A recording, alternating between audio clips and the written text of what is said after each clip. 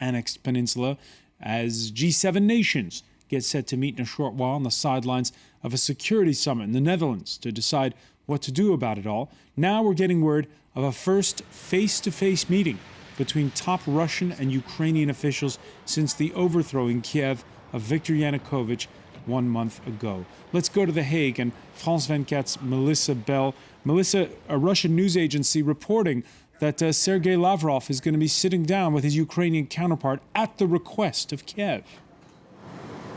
Well, this has been the big question. I've just come, in fact, from the press conference that was given by Ukraine's deputy acting foreign minister. He said that Kiev had been asking for this dialogue for 3 weeks now directly with Moscow, and that he was hopeful that that would take place today. He was hopeful that as soon as that press conference came to an end, within the last half hour, he would be able to go and sit down with Sergei Lavrov to have those face-to-face talks. He also said that he hoped that it would enable them to normalize relationships and, who knows, even at some point be able to sit down and drink vodka together. In the meantime, the question of what further sanctions the G7 are to take, and indeed whether or not they wish definitively to exclude Russia from the G8. Those conversations are just about to begin. We've just seen Barack Obama's car pass. We've watched Matteo Renzi, the Italian Prime Minister, looking very relaxed and taking off his tie as he walked towards that G7 summit. And those are really the crucial discussions here today, now that all the press conferences have taken place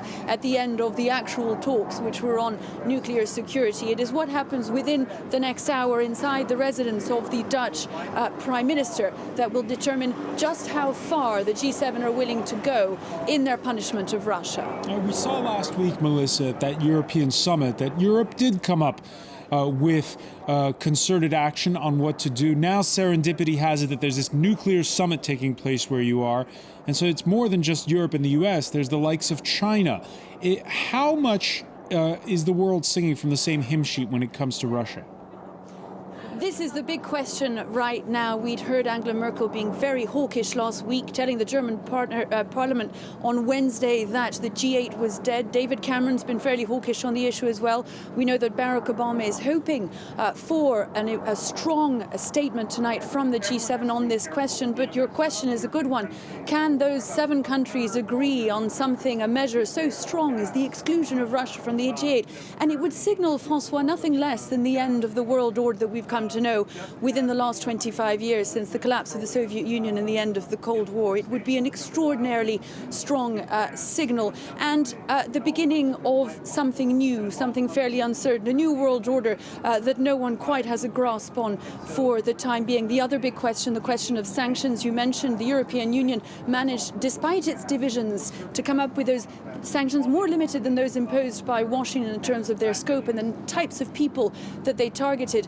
4 of those G7 countries, of course, are European countries, and Europe remains as divided as ever about whether it needs to go any further in its tackling of Russia, given the repercussions that could have economically and in terms of energy supplies for Europe. So whether or not the G7 managed to agree on more sanctions, whether or not the G7 managed to agree on the exclusion, going so far as to exclude Russia, those are the questions that they will be mulling over, and it's far from certain that they'll be able to agree to do either at this stage, Francois. And just very, very briefly, Melissa, what did the Ukrainian foreign minister want? He was asked at one point whether he was for Russia's exclusion from the G7, whether he was calling on the G7 to exclude Russia. He answered rather interestingly that on one hand, Ukraine felt that if Russia stayed within the G8, it would allow for more dialogue between the G7 and G8, and between the G7 and Russia, and that therefore that would be a good thing. However, he said if the G7 do choose to exclude Russia from the club, well, there's one candidate who'd be very keen to join, and that was, of course, Ukraine. Melissa Bell, many thanks for that update from the Netherlands. We'll be checking in with you later. Let's cross over now to the United States and say hello to William Pomerantz of the Kennan Institute at the Wilson Center for Public Policy. Many thanks for being with us here on France 24. You just heard Melissa Bell there in The Hague, and that's been one of the key questions we've been hearing is, do you isolate Vladimir Putin or do you try to get him to a talk shop? Do you try to get him to sit down and talk with everyone? Well, I think Vladimir Putin has in many ways isolated Russia. So in light of the actions that Russia has taken in Crimea and the fact that it has annexed a part of another country, I think Russia has isolated itself. And therefore, I think the next stage is really whether this becomes formalized, as was mentioned, and whether Russia is excluded from the G8. And as was mentioned in the report as well, what is the response in light of Russia's action? And the fact that there is going to be this first sit down between a top Russian and a top Ukrainian official since the ouster of Viktor Yanukovych, does that make your mind waver a little bit? Well, no, I think that's a good thing. Obviously, Ukraine and Russia share a border. They have many mutual ties that are long-standing. Russia is a major trade partner of Ukraine. Obviously, a certain element of stability has to be reintroduced, and it's very important that they talk directly to each other.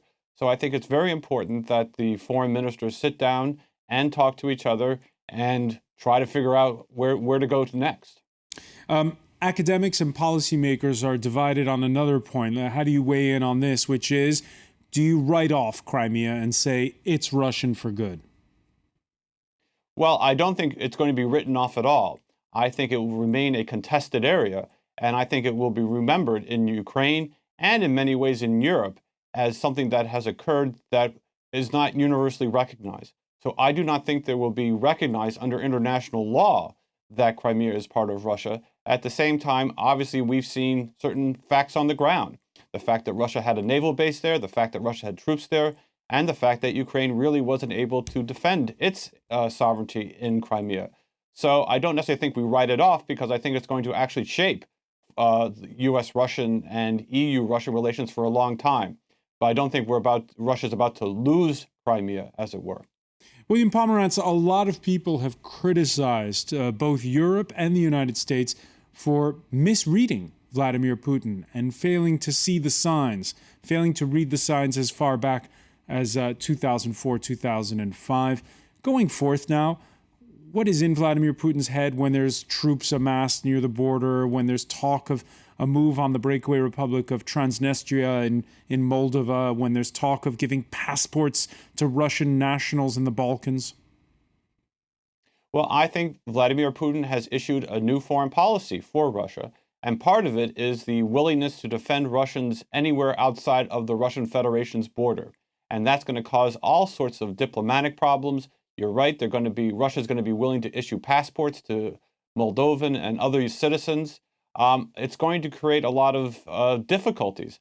That being the case, we're still waiting to see whether Putin wants to move militarily. He has issued a theory that would allow him to intervene in Ukraine and in other parts of the former Soviet space.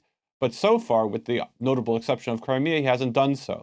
So we're still waiting to see how Vladimir Putin interprets his foreign policy goals and whether he is really the ultimate risk taker and wants to pursue them further. Is he a risk taker? I think he is a risk taker, but he also has to be thinking about what are the impact if he were to further engage in Ukraine. The Russian economy is on the cusp of recession. Obviously, it needs access to financial markets, international financial markets. All of these things would dry up and would cause great problems for the Russian economy. So I think the risk is, does he pursue these foreign policy adventures in the hope that they give him additional domestic support, but knowing if he does so, the Russian Federation will suffer economically. And if he stops at Crimea and consolidates his gains, if you will that be the end of the story?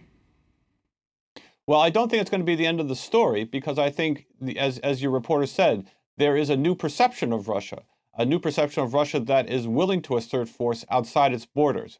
I think the current crisis, as it were, would die down, and there would be a general recognition, although not a legal recognition, that Crimea is lost. But I do think that if indeed Putin decides not to pursue any other military intervention and backs down and does not continue to mass troops on the Ukraine's border and does not threaten Moldova as well, then I think you will have a general calming down of the crisis, although, as I want to emphasize, it will not be forgotten. It will not be forgotten. William Pomerantz, many thanks for joining us from the Wilson Center for Public Policy. Stay with us. Much more to come here on France 24 at the bottom of the hour. We'll have more news, including A full breakdown on what the results from the French elections mean, with the far right surging, record abstention rate, and François Hollande's socialists routed in many a city. We'll be breaking it down with one of France's leading pollsters. We'll also have all the day's business and sports news. Stay with us.